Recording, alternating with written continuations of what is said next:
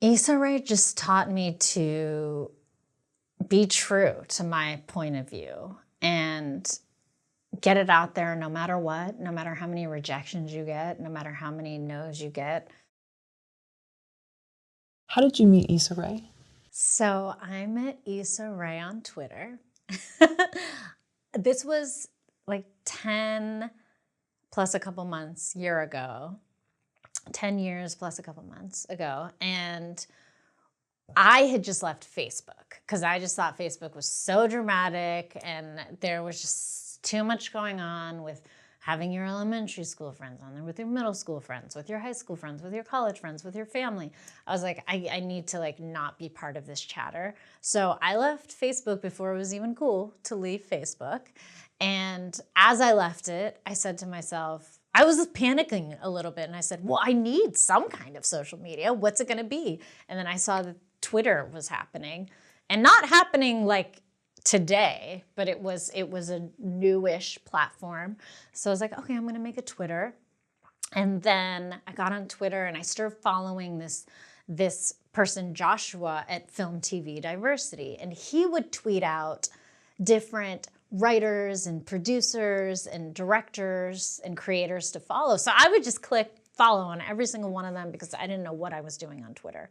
And there was always really great advice coming from Twitter, from the people I follow in terms of filmmaking. And then he had tweeted out, follow Issa Rae, she makes web series. And I said, great, followed her. She followed me right back. And then a couple days later, she tweeted out, I'm looking for a mixed looking girl to play my best friend in my next web series. And I DM'd her and I said, hey, I'm not mixed, but this is what I look like. Here's a picture of me. Can I audition anyway? And she said, yeah, of course, come on down. And she gave me the address and I pull up to the house. This is a house in a nice neighborhood, but regardless, a house.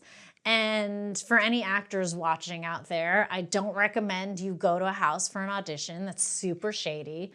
You want to drive away. I did not drive away. I was about to drive away, but then I saw Issa come out and she was talking on her cell phone. And I was like, oh, it's fine. It's a girl. It's a woman. Still not the right attitude to have. So I went into the house, did the audition. It was super chill. I was there for about 5 minutes and then I left. And then a couple hours later, she said, you booked the role. And I said, okay, cool. And then a couple weeks later, I went to Issa's dad's doctor's office in Inglewood, where we would be shooting Awkward Black Girl. And we just shot a very quick 20-minute hallway scene that I believe is in episode 3 of Awkward Black Girl, where my character is introduced. And it was just me, Issa, and her brother. And her brother was running the camera, and the sound was definitely attached to, the microphone was attached to the camera, so there was no separate sound system. We had to come hair and makeup ready. And like I said, it took 20 minutes, and then Issa said, thank you so much. And then I left, and I asked myself, what did I get myself into? What is this web series? Like, like nobody knew what web series was at the time. And that's how I met Issa Rae. That's a great story. You'd been acting, what, 8 years prior to doing Awkward Black Girl? Well, I would say I've been acting since I was like 5 or 6, just from back home, just putting on my own shows, putting on my own performances, and then doing plays in elementary, middle school, and then doing musicals and being in the chorus in middle school and high school. And so I've been acting, I would say, pretty much my whole life. Yeah. You did the web series for free, correct? Yes, I did. And that's an interesting decision, which paid off. I think at the time I was doing a lot of stuff for free. So like I said, I was auditioning for AFI films. I was auditioning for USC films and UCLA films. And most of the time, those films didn't even get finished. And that was the tragedy of it all, because I didn't mind working for free because it was always really fun. But I believe that a lot of the time the filmmakers came up against wanting their project to be perfect. and then going through the post-production process and realizing that it wasn't what they had envisioned, and then completely throwing it out. And I believe that is the wrong attitude to have as a filmmaker, as a creator. I truly believe that you should finish stuff and also put it out there and also submit it to festivals. And even if it's not what you thought it was going to be, it could still be accepted as something else. And so that's the exciting part of it. Even if you have something that may not have the best production quality or the best acting or the best sound, just put it out there, and guess what? You're going to learn from that mistake, and you're not going to make that mistake again. And your next thing or project will be 10 times better. And then you just keep working. You just got to keep making stuff and putting it out, and then make the next thing. So something that I like to point out is, if you watch the first 2 or so episodes of Awkward Black Girl on YouTube, the production quality isn't great. The sound isn't great. But there's something there. There's something there that makes you keep coming back. And then you notice, as those season 1 episodes go on, I think they got lighting. I think they might have gotten microphone. They might have gotten a sound person.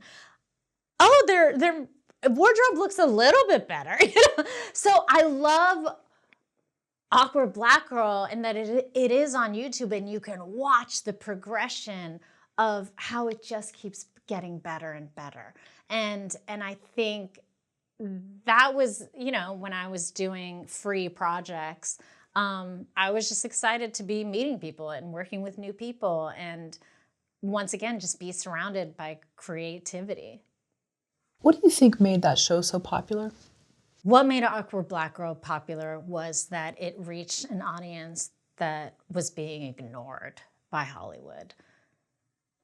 And it was Black women that were not used to seeing themselves on screen. And that's what was really exciting about being a part of that journey, and watching as the episodes came out one by one, watching the view count keep growing, and it turned into a snowball, and we were getting comments, we were getting DMs, we were getting messages from people. Oh my God, I've never seen myself on screen before. This is me. Do you have a camera in my home?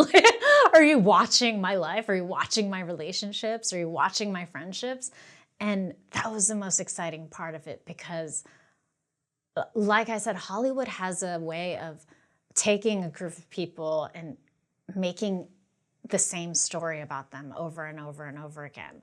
And this was such a specific story from a specific point of view that had never been told before, that had never been on screen.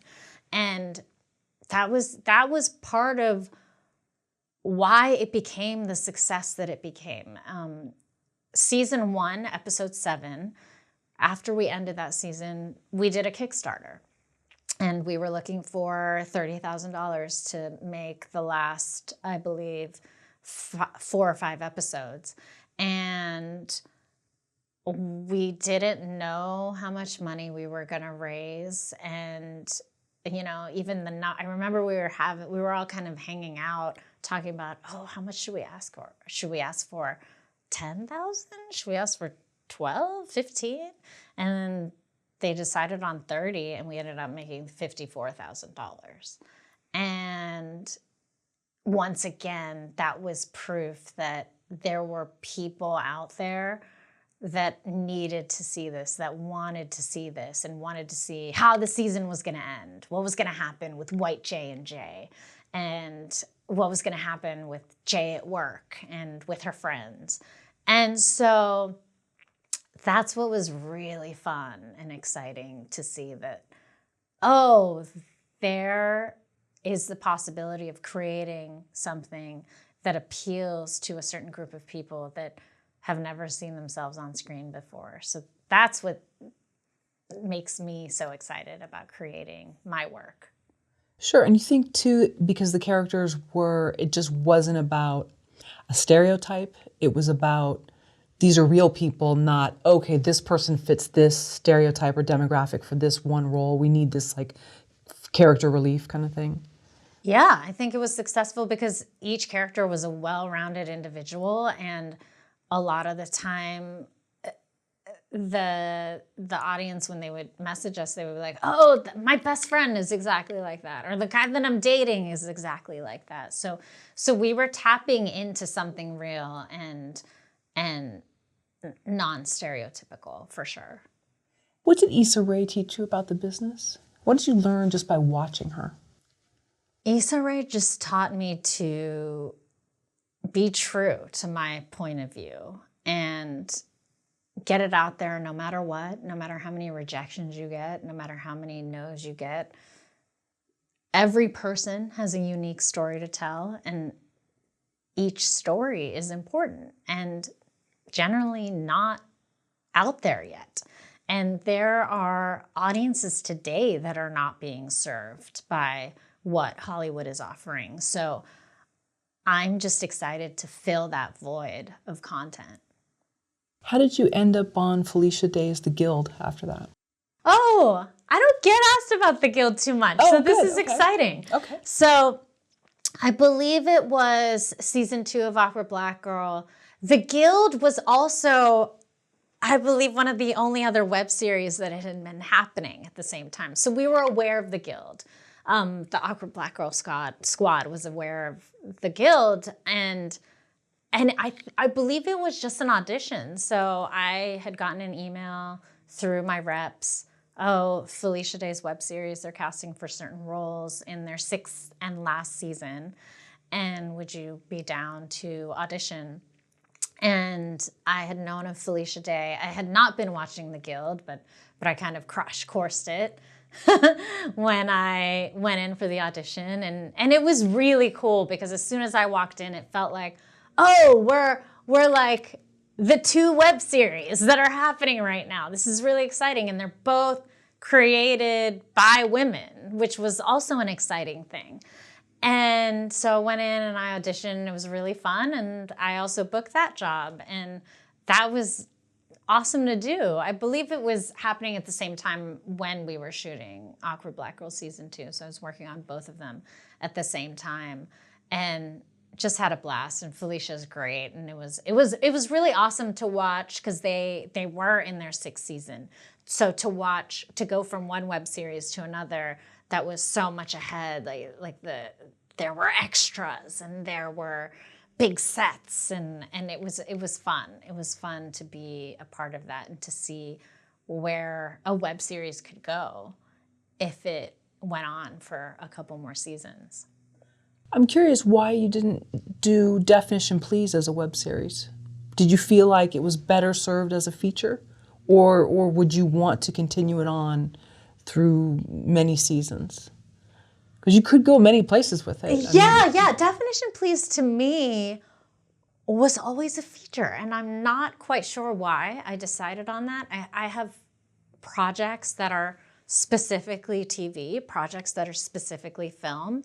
And for Definition Please, I didn't even really think of the idea until about 2015 when I was in my UCB sketch writing class and I wrote a 4-page sketch about spelling bee winners, which served as the basic premise for Definition Please. And then I had started going to Sundance in 2017, and that really inspired me to create a film, to be honest. And this was also post Cowboy and Indian, where I had made a short film.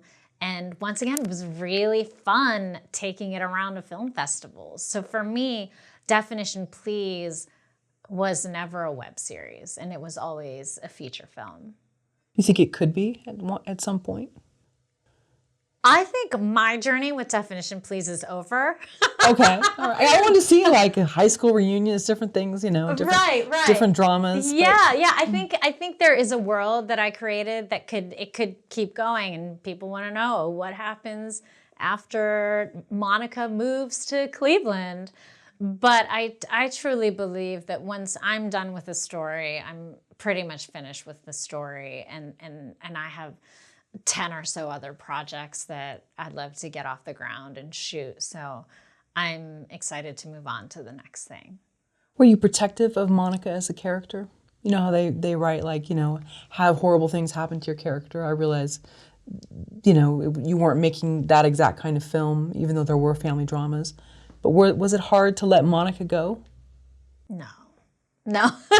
I have a way of detaching from my stories and characters, and so I want them to be real and be grounded and pursue the path that their character would take.